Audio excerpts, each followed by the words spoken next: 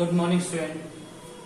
Class 6 आप लोग सवाल को थोड़ा सा देखिए समझिए। कह रहा था वह छोटी से छोटी संख्या याद कीजिए जिसे 25, 40, 60 और 75 से भाग देने पर शेषफल 8 बचे। एक सवाल ये था। दूसरा सवाल है कि वह छोटी से छोटी संख्या याद कीजिए जिसमें संख्याएं दे रखी हो, भाग देने पर शेषफल 12 बच रहा है। अगले सवाल में 13 है, इसके बाद वाले में 14 है। मतलब इस तरीके के सम है। तो मैंने एक सम आपका पिक कर लिया है। जिस तरीके से मैं ये सम बताऊंगा तो वैसे ही क्वेश्चन नंबर 3 और क्वेश्चन नंबर 5 आपके हो गए। ये जिस तरीके का एक सवाल है उसी तरीके से रिलेटेड 2-3 सवाल है हो जाएंगे और वैसा ही इसके साथ है। तो इस तरीके से मैं एक एक सवाल बता रहा हूं तो आपकी ये पूरी एक्सरसाइज और आज से हमारा लासा और मासा चैप्टर पूरा खत्म हो जाएगा। तो देखिए सबसे पहला सवाल था वह छोटी से छोटी संख्या ज्ञात कीजिए जिससे भाग देने पे शेषफल 8 बचे। देखिए छोटी से छोटी संख्या पूछ रहा है, मतलब अब हम सबसे पहले यही कंफ्यूज होते हैं सवाल में कि हमें लासा निकालना है कि मासा। छोटी से छोटी का मतलब लघु और लघु का मतलब लघुत्तम। अगर बड़ी से बड़ी तो मासा यानी महत्तम। अब इसमें छोटी से छोटी पूछ रहा है तो हमें क्या निकालना है? लघुत्तम। और हाँ, लघुत्तम और महत्तम में एक अंतर होता है।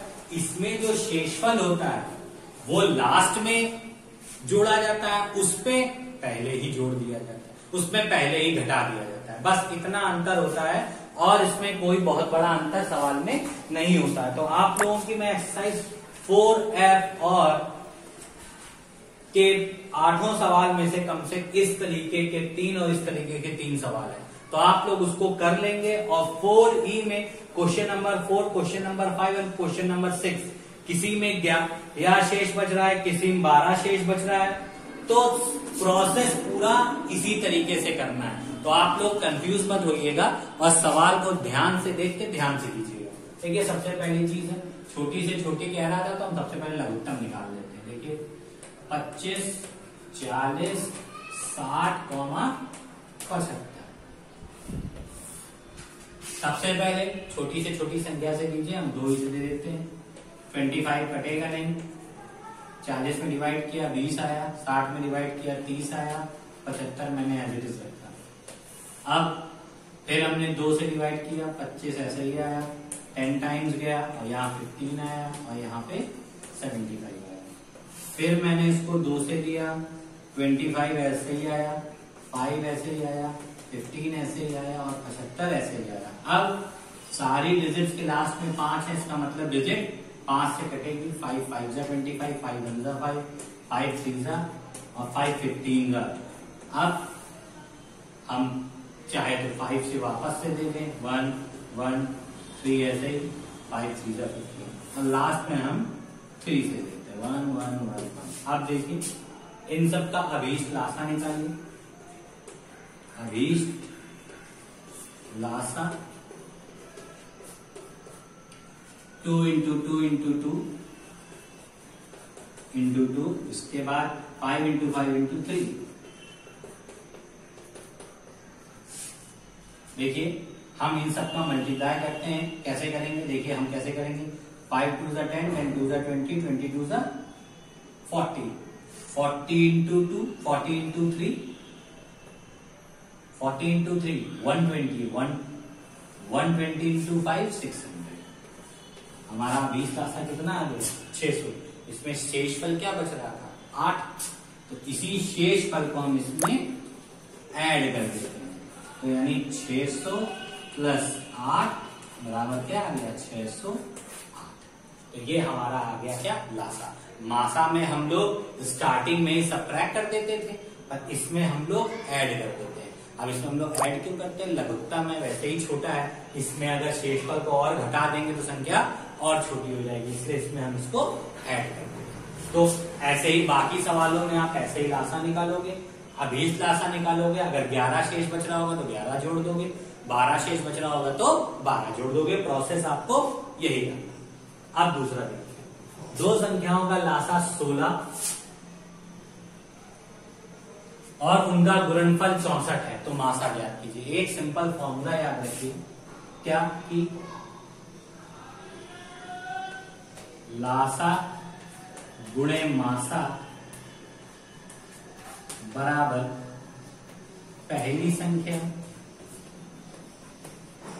गुणे दूसरी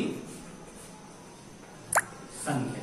देखिए ये सिंपल सा फॉर्मूला होता है। कई बार क्या कर देते हैं, पहली संख्या गुणे दूसरी संख्याओं को संख्याओं का गुणनफल भी लिख देते हैं। ये कोई एक अलग फॉर्मूला नहीं होता है, इनको हम लोग संख्याओं का गुणनफल भी लिख देते हैं। तो देखिए दो संख्याओं का लासा 16 दे रखा है, तो इस लासा की जगह मैंने 16 लिख दिया, गुणे मासा निकालना था तो मासा की जगह मैंने मासा लिख दिया। पहली संख्या गुणे दूसरी संख्या को हम लोग संख्याओं का गुणनफल भी बोल सकते हैं, तो इन दोनों की जगह हम क्या लिख सकते हैं, 64। याद रखिए पहली संख्या गुणे दूसरी संख्या को हम लोग दो संख्याओं का गुणनफल भी बोल सकते हैं।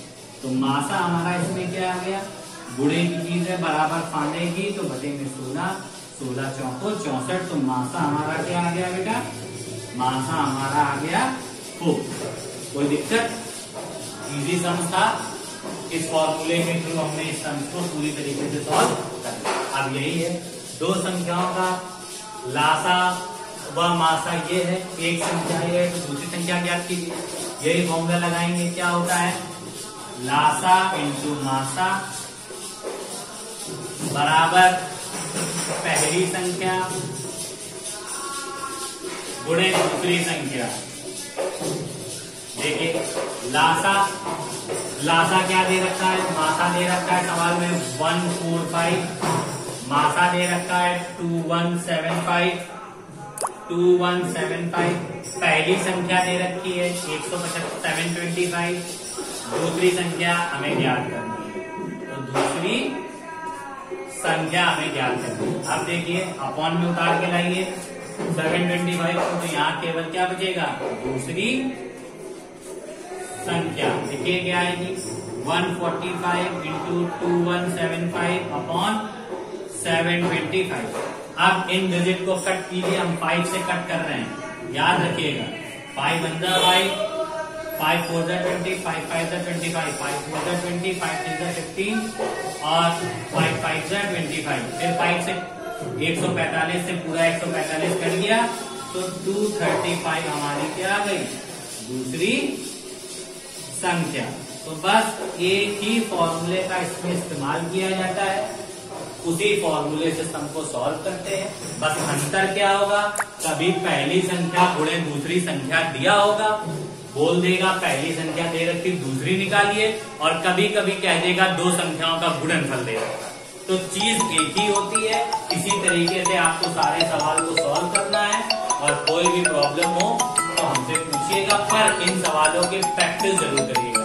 जब आप इन सवालों की प्रैक्टिस करेंगे तभी ये अच्छे तरीके से काम को कर पाएंगे। और हाँ, इसमें याद रखिएगा हमने उभयनिष्ठ विधि से लासा निकाला है। ये कोई पूछेगा किस विधि से लासा निकला है, तो आप लोग बताएंगे उभयनिष्ठ गुणनफल विधि से मैंने लासा निकाला है। तो स्टूडेंट्स आपको ये तीनों सवाल मैंने बता दिए हैं, और एक्सरसाइज अगर आपको ये दोनों अच्छी तरीके से समझ में आ गए हैं और ये भी आ गया है, तो 4F आप पूरी तरीके से कंप्लीट कर लेंगे। Thank you.